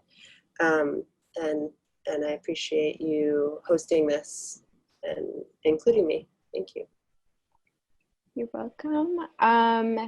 So I guess we can just start off with maybe some general definitions and kind of like focus our meeting. So with like the social justice series, we do want everybody to kind of be mindful of tribal sovereignty, self-determination, and potentially taking away some actionable items that you can contribute to the Shinnecock Nation. So with that said, pay attention to the chat and we'll drop some resources for everybody. But I also wanted to provide a definition for some things that could provide some context. I'm sure everybody here has like a basic understanding of settler colonialism, but we can kind of see a lot of like characteristics of that play out throughout the film. So I'm just gonna be reading like a dictionary definition of settler colonialism. It's a distinct type of colonialism that functions through the replacement of indigenous populations with an invasive settler society that over time develops a distinctive identity and sovereignty. So we notice a lot of that relationship with the Hamptons, New York State, and the US government throughout this film, and that shows up in like different ways like privatization, environmental racism, the commodification of the land, how colonial recognition is playing out with the tribal members and their efforts, and this idea of development, resource extraction of the land, and class. So I just wanted to bring that up to provide some context for everybody in case you hopped into the film a little bit later. All right, Triva, thank you for making such a beautiful film. I love the way it played out. I love the storyline, and I love the various aspects that you touched on. I guess what inspired you into telling the story of the Shinnecock people and this fight for land? If you could speak to that. Well, to begin with, it started really with my meeting Rebecca Genia, who is primarily the main character in the film. And I can't say that I set out to tell the Shinnecock story. That wasn't really my intent going in. It was really initially, believe it or not, to address issues of violence against women. And over the course of filming the first year, it sort of became clear to me that I couldn't tell that story. But I really loved filming with Becky, and I found her very powerful. And when I came across the archive of material of her going to town hall and protesting issues of grave desecration and overdevelopment and preservation issues, I was amazed by how long this fight had been going on and how amazing and persistent she was. She just kept going to town hall, and the story kept repeating itself of graves getting desecrated, of the overdevelopment, of all the environmental issues, and it didn't seem like the town was doing anything in response, at least not taking it beyond the lip service. And I felt like once I dove into that aspect of her activism, I felt like it was something really to refocus the attention of the film on, and it allowed me also another way to kind of amplify the voice she has on Shinnecock. And then over the course of focusing on issues of land development in the Hamptons that she had been fighting against, obviously you have to look at the history, and you have to look at all the ways that it affects economic development, and class struggle. And so it's sort of, everything's connected. And so I was just kind of researching and navigating my way through all these topics and trying to weave it together. It was, in some ways it's great that everything's connected, and in another way it made it very challenging to construct a cohesive film with a beginning, middle, and end that could address all these issues. So sorry, I think I answered way more than you asked. No, I think that's you did a good job. And I think a lot of the way you made the film and how it like touched on all of these different issues was very well done. And that like brings me to another question. I know that you mentioned that you set out to make a film about like women previously. So I'm curious, what didn't make it into the film, and it could be addressing that or other things that maybe you would like to share, or maybe just tell a story. Well, I mean, we had all sorts of scenes that were cut primarily because, I mean, they were edited and then cut from the film. Like, we couldn't include them because of time constraint issues more than anything else. The scene that I yearn for the most, that I really regret not making it in, was a scene that had to do about the history of Shinnecock being a matriarchal society, and it kind of led into Rebecca's the origins of her activism being in the American Indian movement, and her work with Annie Mae Aquash. And it kind of it sort of tied together these issues of violence against women and Native rights and Becky's personal trajectory from I think she joined the American Indian movement when she was like 17. So it was like kind of her origin story, her activism origin story, and I really loved that story that she had to tell, and unfortunately it couldn't. It was too long and didn't enough connect to everything else. So if we can get some deleted scenes on a DVD or something at some point, I look forward to having it there. But yeah, I mean, there was definitely a lot that could have made it in that unfortunately didn't. Awesome. And I also wanted to ask, could you talk a little bit about how you met some of the people in this film? I know Shane was in the film, so maybe this could be something both of you could answer, and then we can go from there. My answer is really quick. I mean, Becky really tipped me off to everyone I should talk to, so we can bump the mic to other folks if you want. Yeah. All right. So we were introduced to Shane.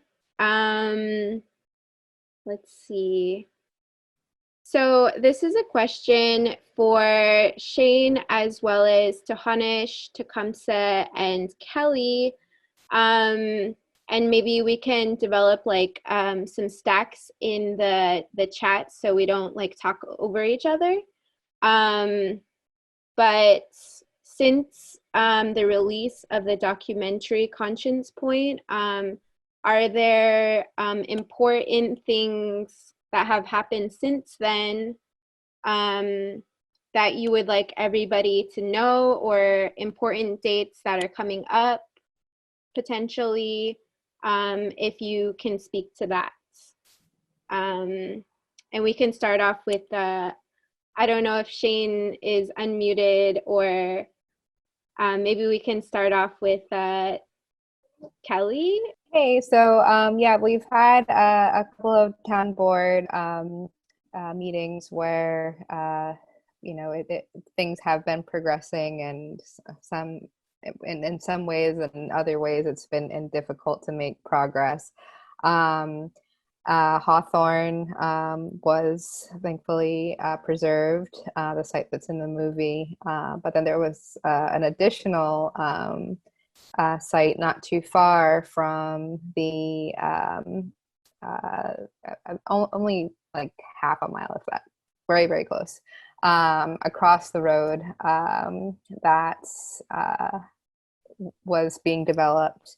And Becky had found that, and so we were able to rally together and say, really all of the land in the Shinnecock Hills is still very sensitive.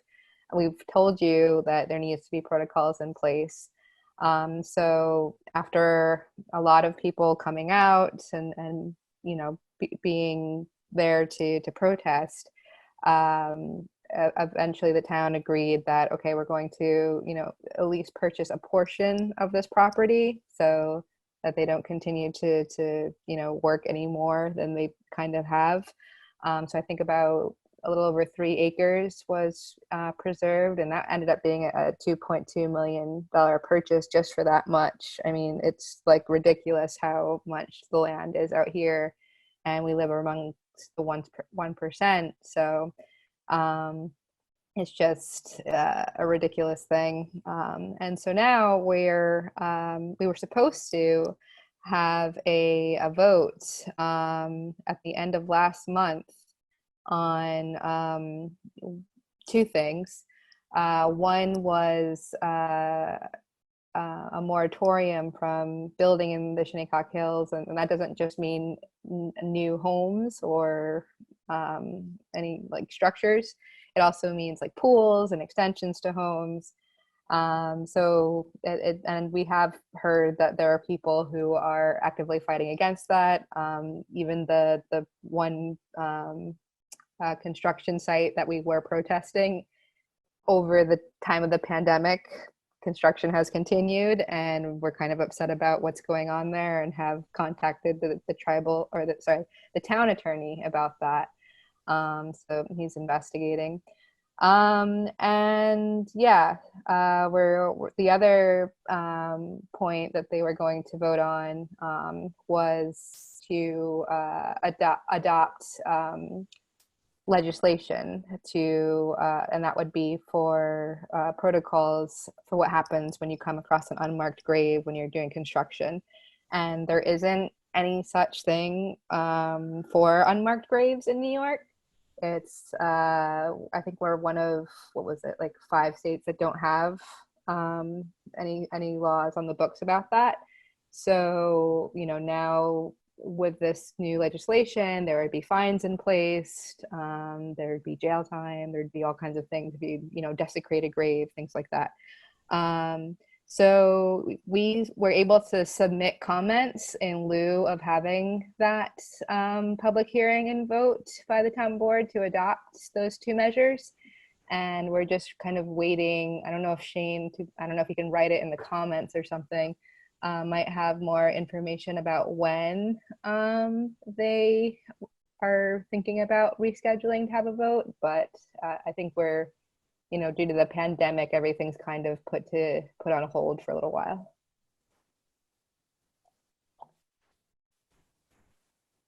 Right. Yeah, you mentioned the pandemic, COVID-19, and how that's kind of affected the efforts, to protect the land, the fight for the land. Can anybody provide some insight on how, our communities, our Indigenous communities, and our allies, actionable items that we can do right now while we're in quarantine / social distancing? What can we do to help? I think it's, at this point, it's really difficult to do things hands-on, to come out, to show support, but it's all about the unity, because each and one of every our tribes are dealing with very similar issues. I feel it always comes down to violence against women and desecration of the land and burial sites. So for us to acknowledge one another's struggles and to show unity, I think is really important at this point. I think Treva did a really good job too in the film, just portraying how different our views are from the developing world, the world that is coming in and, are more about the profits than they are about the land itself. And interesting enough, I feel like the pandemic has also brought us to that point, because now we're seeing really what matters in the end and how, the earth cleans itself. So it's kind of funny for us to be watching this at the same time that the entire world is going through this as well. Sorry, I kind of went off the subject there. No, that was good. That was good. Yeah, definitely. There are a lot of indigenous struggles happening all over the world. For one, like Wet'suwet'en, for two, like the Mashpee tribe. So yeah, it definitely is important to show intertribal solidarity right now. We have all of this time on our hands, so I guess if people are continuously building those networks and those relationships with other indigenous community members and allies, that is something that we can do right now. And I think one of those things that you can do is just attending talks like this and making sure to keep up to date on different issues. A lot of times, these issues get lost over time. So I don't know, maybe you can set a reminder in your calendar to once a month look up news on the Shinnecock Nation, what's the status there, the Wet'suwet'en Nation, what's happening, what are updates happening there, Mashpee tribe. There are all of these different things that we can do collectively to stay up to date and be very, cognizant of what's happening. I think that for myself, my main tribe being Shinnecock and working with my relatives on Shinnecock, we've had our relatives from Shinnecock and Poospatuck come when we had gotten remains back from one of our burial sites. And then I think the main thing is just for people to stay in communication and be aware, because a lot of times I know that stuff we do on Long Island, not a lot of people from the city come. And I think that it's kind of, I personally, living in the city and being from that community, just think it's important that people stay in tuned and see what's happening, how they can get involved. I mean, when we did the protests, there were a lot of people who came from all over, but there wasn't a huge amount of people who were native coming from the city.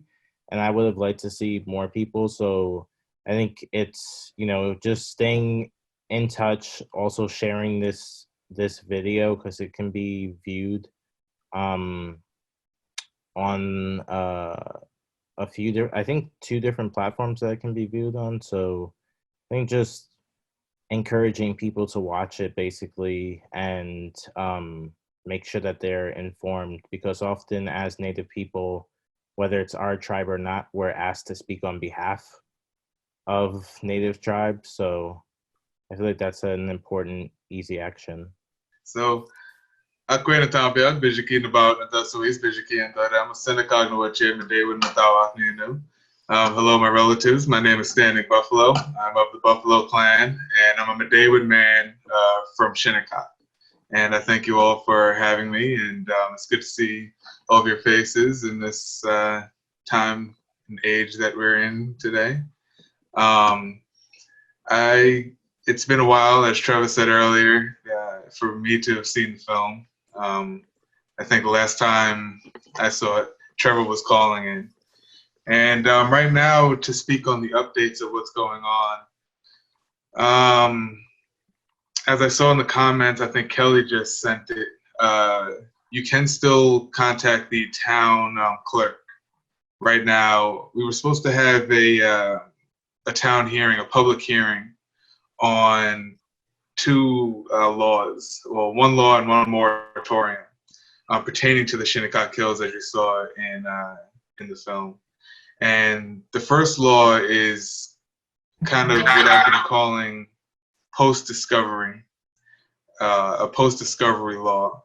And what that's talking about is that after remains have been found in the Shinnecock Hills, in particular parts of the Shinnecock Hills, that there are certain protocols that will be in place for them to contact Shinnecock people, for an archaeologist to be called before anything is removed. Also, so that there are penalties put in place for private landowners if they don't contact or report their findings of remains of any kind, of any ancestry, to some authority.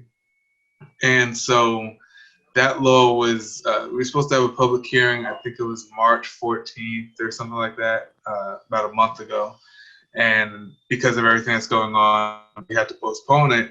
But they are taking comments via email to the town clerk. The other part of that public hearing is for a moratorium, a 6-month moratorium on parts of the Shinnecock Hills, which is kind of what I describe as a preventative moratorium, which will hopefully grow into a preventative law, where there will be parts of Shinnecock Hills that are deemed sensitive, culturally sensitive areas, where that in order to do any kind of excavation of any sort for a pool, a new house, or anything like that, that there will have to be some level, a high level of archaeological study to be done before any of that can take place. That way we can kind of prevent any desecration from happening before any ground is disturbed. And by high level of archaeology, we are kind of aiming for like GPR, ground penetrating radar, so that we don't have to disturb any ground at all. And so for that, we're hoping that we're able to have those public hearings soon. We know for the moratorium specifically that there's a lot of opposition from construction workers and contractors on Long Island and in Southampton town, but they could be coming from anywhere. And there was a petition against it, not against the moratorium specifically, but against any laws that restrict construction workers in Southampton. So any and all comments supporting this moratorium and our law will help us greatly, because we do know and understand that there's a good amount of opposition against it in Southampton town. And that's only for 6 months. Right. And the 6 months that we're hoping to get the moratorium for, of course the moratorium can be extended, but within that 6 months, and hopefully it's less, we won't need the moratorium because there will be a law in place that mirrors the moratorium. So the moratorium is just in place so that we can structure the legislation for the preventative law.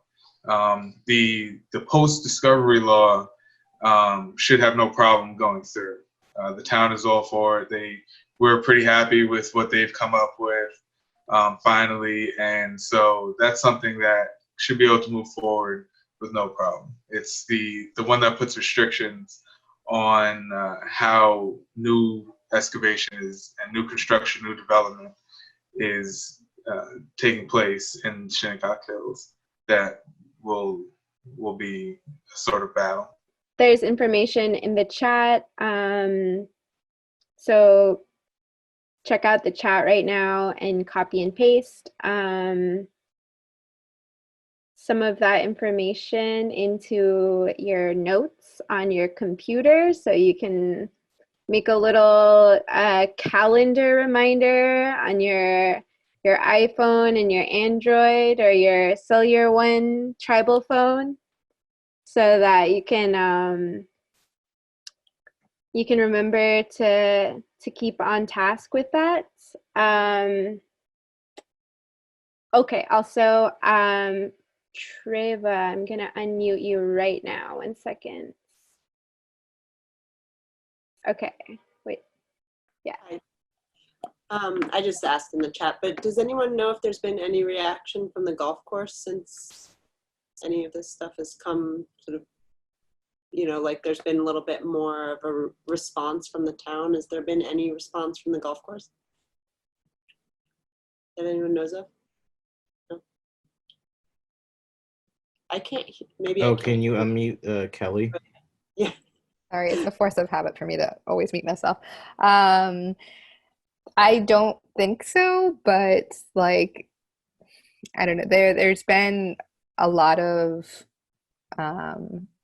just kind of talk when I've observed whenever this movie is shown, like by local people, like what is the golf course up to, and like they're finding that the golf course, with all the billions of dollars it has, it doesn't pay taxes somehow. And so like there's the Tuckahoe School District that could definitely, and Southampton too, that could definitely use that tax revenue. So that's a strange thing that people are finding. And also I think the golf courses out here were like the last thing to shut down during the pandemic, which was really strange. Like we still observe people playing on the Shinnecock Hills until this week. Right. So.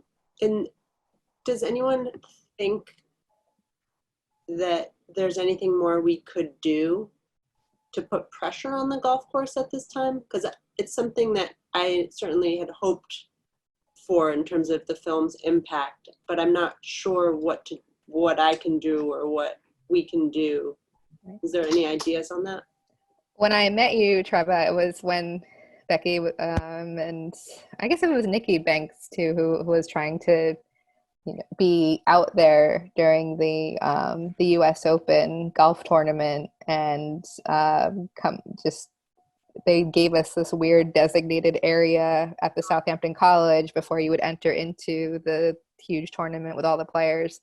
It was like the protest area in this like weird pen. And that was getting attention very slowly. This is before the burial was found, or our ancestral remains were found. And there was all kinds of concessions that were kind of happening there, because, you know, usually in the past there'd be some kind of agreement where, I don't know, the people would be able to park on the reservation because it's right across the street if they wanted to, but they kind of just bypassed the tribe on all of that. And I think Lance gets into it a little bit in the movie, and they did make a little, like, kind of, I don't know, throw us a bone by putting this little putt-putt area on the reservation that's kind of cute and kind of weird at the same time. And that's about as much as I know that the golf course has tried to interact with the tribe, until whatever the next, I guess, event will be. But yeah, it's as far as I know, the tribe itself isn't really, you know, having that much of a conversation with the golf course at this time. I think that like there's always going to be the issue with the land claim, because this is what it also is too. Our ancestors' remains are scattered across the 4,000 acres of the land that was illegally taken from us, and one of the defendants named in that suit are the golf courses. So they know that their title is clouded. All the people, it says that on their land deeds. It's clouded by Shinnecock, and that they have Aboriginal land claim to this area. So if there is an opportunity to bring it in some novel way, which there may be one day, I don't know, with this conservative Supreme Court, it's hard to do anything these days. But I think that just the concept that we have these inherent rights to our land, and our resources and cultural resources, and should have access to them. That's like a huge issue right now, and it's it's not just us. It's Mashpee Wampanoag that we're trying to support their efforts to hold on to their lands, their trust land. And yeah, it's just, I'm sorry if I'm going off topic a little bit, but it was just good. It's supposed to be about the golf course, I guess, but that's as much as I know. I don't know if anybody else knows anything. Can you hear me? Hello? Yeah. Yes. Oh, okay, good. Did you want to say something, Shane? I had something to say, but I was just thinking about the topic on the golf course and putting pressure on them. Perhaps from an economic development standpoint, I was wondering if he's considered exploring the idea of trademarking the word Shinnecock. I believe Navajo Nation has done the same thing before, or still has that in place. And so they control the term Navajo legally. And I was just wondering if Shinnecock has considered that. And if not, then I think that might be something useful in getting a little bit more control over that golf course, either like charging them royalties for using the term or the word Shinnecock, but also using it as a, I guess, sort of negotiating tool. Yeah, we've looked into that, and it's kind of strange. It's like some guy, I don't know, it's like in Virginia or something, owns the Shinnecock trademark name for some reason, and the terms for buying it were very strange. And I don't know. I mean, it's unfortunate that it's like it's such a used thing out here. You got the Shinnecock like animal hospital and all these other things. And I wish it was something that we knew about early on, years and years ago. And I don't know that it's something that our tribal leadership is wanting to get on. But yeah, it's definitely, I would prefer that we definitely get that trademark, and negotiate with this guy who has it. And I'll look into that more, actually, because there's been some other things that have come up recently. So, but yeah, thank you for bringing that up. All right, Trevor? just a couple things on the golf course. So Kelly, does the golf course pay this guy in Virginia or no, this is just like the Shinnecock name itself. Okay. Like for everything. So, because I've noticed and I've heard directly from Schneiderman that, in a way, like the public shaming aspect of the film has, I think, created an impact. Like it kind of, I think that whether it was directly from the portrayal of, how we portrayed him which isn't, you know, there's no manipulation. He is what he is. And just showing the ongoing struggle, you know, left them in a political position that were, you know, they were more likely to have to kind of listen than they perhaps had been, and actually, you know, put action behind their words. And I guess on that, you know, in that paradigm, I'm just wondering why the golf, because we certainly did the same thing with the golf course in the film, you know, even though we left out that protest cage scene, which is another scene that I absolutely wish we could have had in. I mean, that was I don't know if, Tahanish, is your mom Holly? Or no? It's your aunt. Aunt, okay. Well, Holly, I mean, she and I was interviewing her on camera, and the chief of police of Southampton came up to observe and asked if she was grateful for the cage. And I had this all on film. I mean, if there's anything you all think we should do with this footage that could help, I'm certainly happy to put it out there. I mean, because, I mean, it's not just the golf course. It's like, I mean, that was also rather offensive, what the chief of police said to Holly. I mean, you know, and there's all sorts of waves of that that I caught on camera. So, but I just find it, you know, I guess frustrating is just the you know, the surface emotion that the golf course is going to continue to get away with everything that they have been. So I don't know if there's anything anybody thinks of that we can do with the film to further kind of publicly shame them, because I don't know what else to do. Well, I think your idea of a director's cut, I think that's definitely a good idea. A good idea, yeah. To show all of that cut footage, because it all is relevant and it will all definitely have an impact.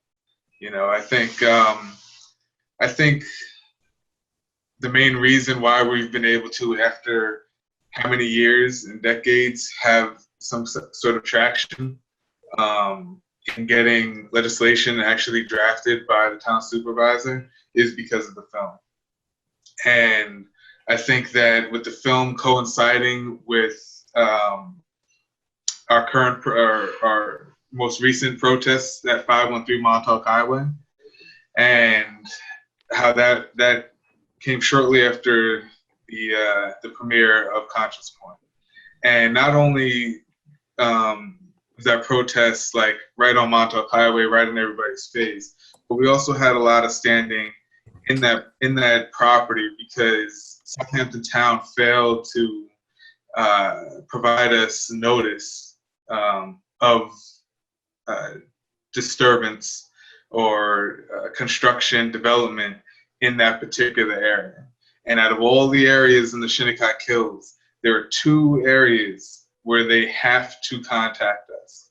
And one is known as the Shinnecock Fort location, and the other one is Sugarloaf Hill. And they're very, very small areas compared to the whole Shinnecock Hills, but a very little known DEC map that I found maybe 4 or 5 years ago shows that is the case. And the town supervisor didn't know about it. The tribe didn't know about it until I found it a couple of years ago, and I had to have our environmental department get the report from that map as to why it was just a map online on Google. And I was like, well, how did this map come about? You know, what created this map? Somebody had to have known something. It says New York State DEC on it, you know, so we have the whole report to that. And from that, because they didn't notify us of development in that area, Jay Snyderman literally told us, well, you should sue us then, because, you know, we definitely did not notify you, you know, but because of that, because I think of the pressure that we could have pressed even further on that issue, I think that's why all of these things are coming in place. So I think if the film wasn't there to create a public eye, public, notice, knowledge of what's going on. If we had tried to press them without that being in place, I think we would have just been spinning wheels as we always have. But because that was in place and because it's international attention on it, I think it absolutely is a key factor in why we're able to have some traction today. And so I think the director's cut and any footage that you may have that we can put out into the world, into the community for them to understand where we are. And maybe you can come out and part of the director's cut, come out and film all of us and have an update, in that director's cut. I think that'd be kind of amazing. You want the 5-hour director's cut or the? Could turn it into a series. The other thing, just before I stop talking, I could also send you guys the footage, which would include some of these cut scenes, and then, you can make of it what you want. Absolutely. If, I know Matt Ballard would probably be able to edit, or Charlie, or any I don't know who else edits, but that way it can be kind of manipulated with text and stuff as you would want to make the points. I'm offering that for a variety of reasons, but one of them is also that it's kind of hard for me to get anything done right now. So if you wanted it sooner than later, it would be easier for me to just ship off a hard drive than that's true. Try and sit down and make it. Absolutely. I could send you the 5-hour cut. We really did have a 5-hour cut at one point. Yeah, well, maybe it'd be good to see that, to see which direction you were going, and kind of, Yeah. It just had a lot more scene. It had, I can't. Maybe 5 hours is an exaggeration, but it was way too long for broadcast. All right. So we're here on time. So I would like to thank Tahanish, Tecumseh, Kelly, Shane, and Treva for coming onto our panel this evening. If you guys have some way for people to get in contact with you, maybe a Twitter to keep up to date or something like that, feel free to drop that into the chat as well, and I will make sure to email everybody that is in attendance as well as others to have that as a resource for keeping up to date, and as well as kind of establishing that network that we want for collective Indigenous solidarity on all of these different issues. I guess now I would just like to close off the meeting saying thank you to everybody that showed up for however long you did. I do want to bring up some of our other events, and maybe Tennis can, give some words on that, on her events. And I know we also have Melissa here as well. We have a pretty filled schedule for quarantine, and I know everybody is kind of at home during these times. So if you're looking to socialize and maybe learn something that you didn't know before, or maybe you just wanted to hear some Indigenous folks talk about some cool stuff. Yeah, so I will let Tanis go ahead and... All right, thank you. Next up tomorrow, and I think, let me see, is she still here? Yes, we are doing another Sacred Spaces Elders Storytelling event tomorrow, Wednesday from 5 to 7, and our very own Nadima Agard, who is watching right now, is going to be our guest of honor.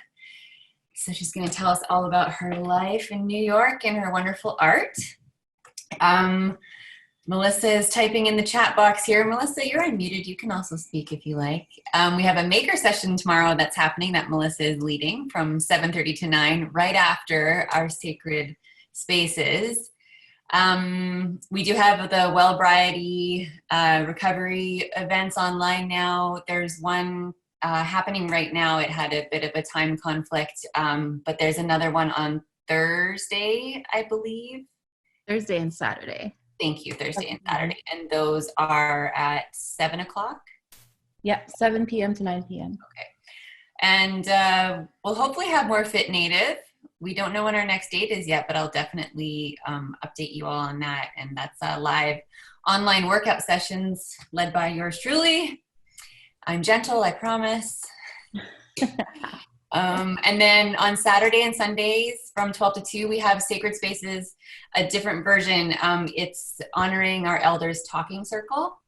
So it's more of a talking circle. And it's open to everyone of all ages. We just check in with our elders and see how they're doing and what they need and what we can do for each other. And on Sundays from 3 to 3:30, Sheldon Raymore does his Facebook Live, kind of an update on our State of the Union, what's going on with the community house. So did I forget anything?